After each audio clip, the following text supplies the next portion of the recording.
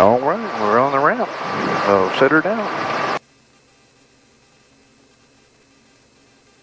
Yeah, I think I'll sneak it over this way a little bit. If somebody drives by in a truck, I don't want to be in the way.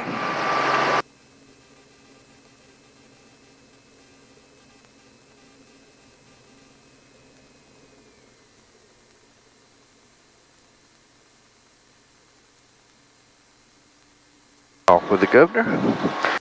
Friction, looking at my timer. Second hand's on the 12. We're going to do a 2-minute cool down. On the 2-minute cool down, we'll sit here for a 1.5 minutes, then we'll disengage the clutch switch. 30 seconds later, pull mixture mags alternator.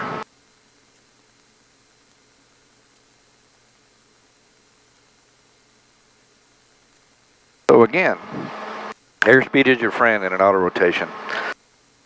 You got to keep your airspeed decent, you know.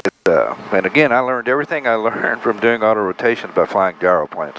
When you fly a gyroplane, when you come in for a landing, you know, the usual approach speed is about 65.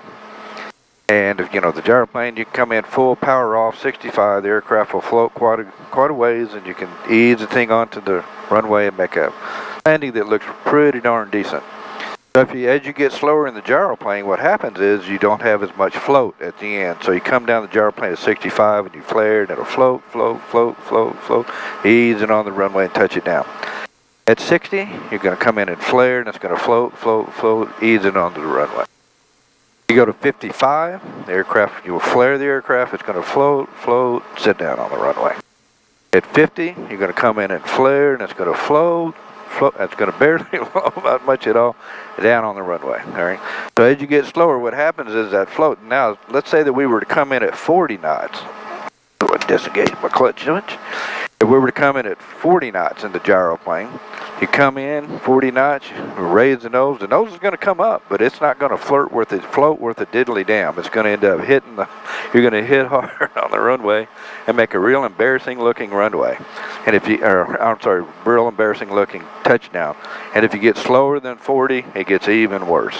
So airspeed is your friend. You got to keep that airspeed up during the auto rotation, because that's what you're using to convert to stopping power, both your descent and your forward airspeed.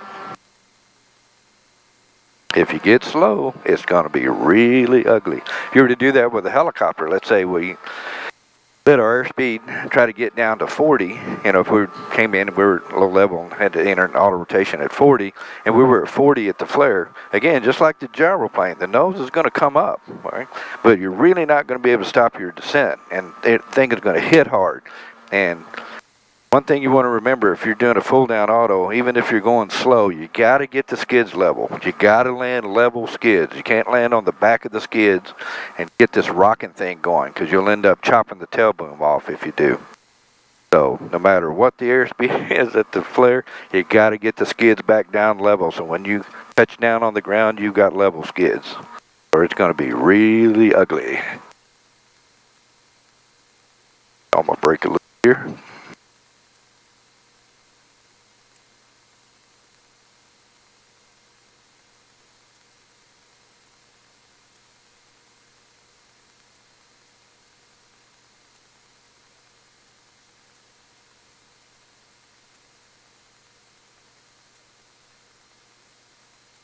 All right, you always stop the blades with them lined up with the long axis of the aircraft. If the wind's blowing a little bit, I'll get out and turn it just about 10 or 15 degrees and lock the rotor brake.